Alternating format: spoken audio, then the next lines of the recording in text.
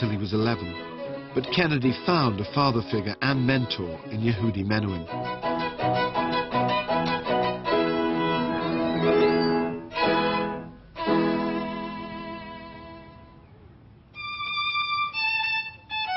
The Yehudi Menuhin school selects children as early as 8 years old. How do they decide that a child is suitable for the school? What's the rate of success? His mother had agonized before sending Nigel, her only child, to the Menuhin school. He needed its specialized teaching, but from the age of 7, his life was under intense scrutiny. His precocious gifts made him a constant source of fascination for the media.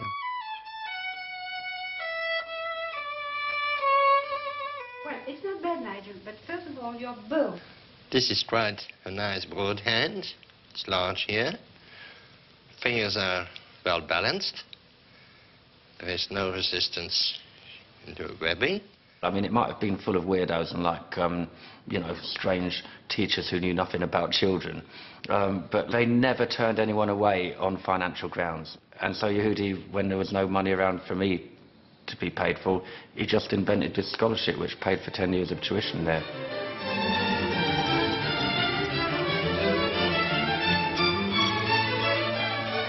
What about your relationship with Yehudi? He was a big source of inspiration. As a kid, to see this great man walk into the room, there was always something special about it. And like, he had this amazing charisma, which not many classical musicians have. And he got this kind of radiance of like kind of saintliness, which would come off his demeanour. And he'd walk in and he'd always be kind, polite. He'd never read the right act to any student. You know, if he wasn't happy with the way a student was playing, he'd say, well, maybe you need to go off and work at that. And that would be the furthest he'd go. But that, of course, would be taken as a huge downer.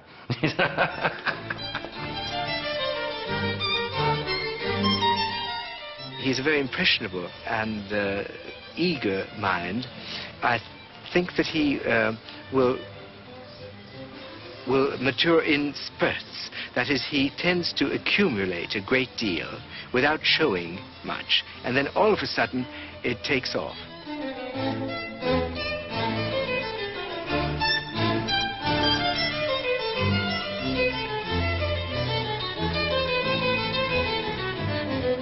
He was almost like a Western equivalent of a guru, really. You know, he had this way of life.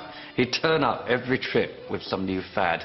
It was either his shoals, shoes, what were made out of wood, where you got a kind of slope about in them, or else it was like seaweed tablets, which became like a block of concrete in my pocket because I wasn't going to eat that stuff.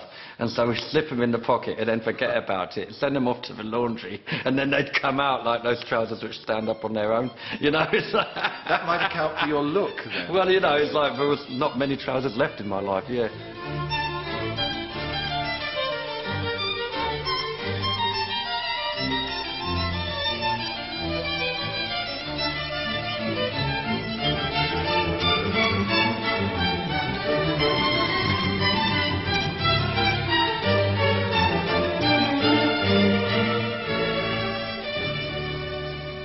The school was in Surrey, so how did you manage to acquire that Brummie accent and a lifelong passion for Aston Villa? I'm sorry I haven't got the Villa shirt on today, you know, because I'm saving dressing up for Muniac Club later, but if I'd known we were going to talk about it, I'd have worn the shirt. But basically, like, yeah, my mum remarried into Birmingham area, and then I had to choose something to do on the weekends, and watching Villa was it.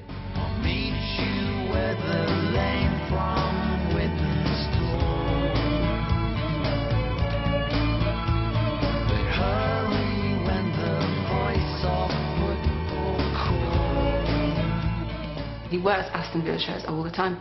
He has got a good selection of them, so this is not the same shirt every day, but he does wear them. I can't imagine him going on tour and forgetting to take his Villa shirts. And this is his shirt. And what about the infamous hairstyle? Where did that come from? Which you've managed to sustain. But like, I just decided I'm not going to pay any barber to do my hair, because like you have to talk politely, and you know. And so I just decided to like just do it myself, and it's like, it's done. Yeah, and you still do that? Yeah, and I still do that. I'm not going to pay. What, you mean you just do that? Yeah, I just do them all the clippers and all shit like that. I'm not going to pay someone to do my hair. So you're not telling me that is just to do with spending a few bob? Well, it's to do with done. time more than anything else. I don't want to go and sit for an hour in, like, some place in front of a mirror, you know. It's like... I know, but what about... That doesn't quite entirely ring true to me, because what about all these sort of bits of shavings around Yeah, the I've done that edges? as well. Yeah. But that's Yeah. not just because you don't want to pay to get your hair done. Well, is I it? could pay someone else to do it, but I can do it just as good. But isn't that because you want to look like that? Yeah. But I don't want to pay and spend time for someone else to make me look like that. I prefer to look like that myself, you know. So that's the look. That's Yeah, the Nigel Kennedy that's what look. I like. That's because you're called You know. Nigel, I think, and you're trying to get away from Well, it. yeah, it's a dreadful name, innit? You've got to do anything to try and get rid of that name. I did try to get rid of it. Did you? You know, yeah, I dropped it for a bit, but then I started missing it.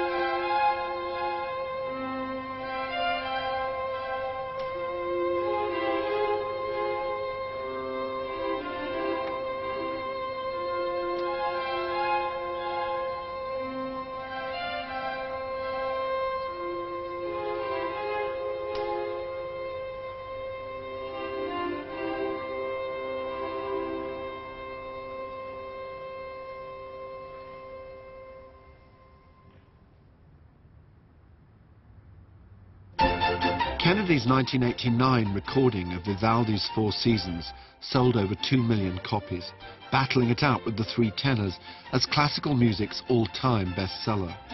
But he found it hard to escape from the enormous shadow cast by its success. I feel about this place, it's a new life for you, because in the 90s, the beginning of the 90s, you sort of disappeared for 5 years. You stopped performing classical music publicly, and you didn't sort of re-emerge, you know, till around 97, did you? So what happened to you then? Well, I was trying to develop, but the Four Seasons, when I'd done an album of that, the great Vivaldi masterwork, which everybody knows, they've got it on ringtones and everything now, or in elevators, wherever, that was a big success in one way, but it precluded my development in other forms of music in a quite severe manner. You know, there was this temptation and musical business people saying, yeah, more Vivaldi, where's Vivaldi's Fifth Season, go and find that. It gave me my musical freedom. You know, even though it constrained me, it gave me the leverage when negotiating what repertoire I wanted to play. Pretty much I could do what I wanted.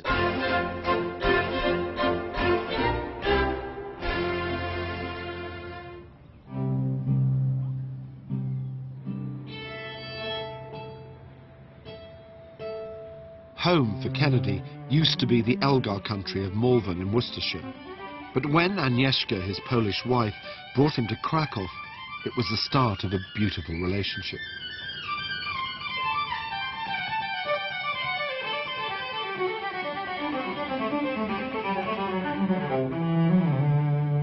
If you're lucky enough to get up at 6 or 7 in the morning, the town is magical. In the early hours, you can see this mist over town, and you can almost feel transported 200 years back.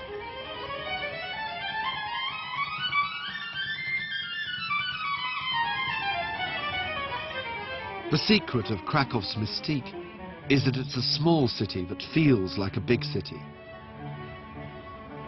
And Kennedy soon fell under its spell.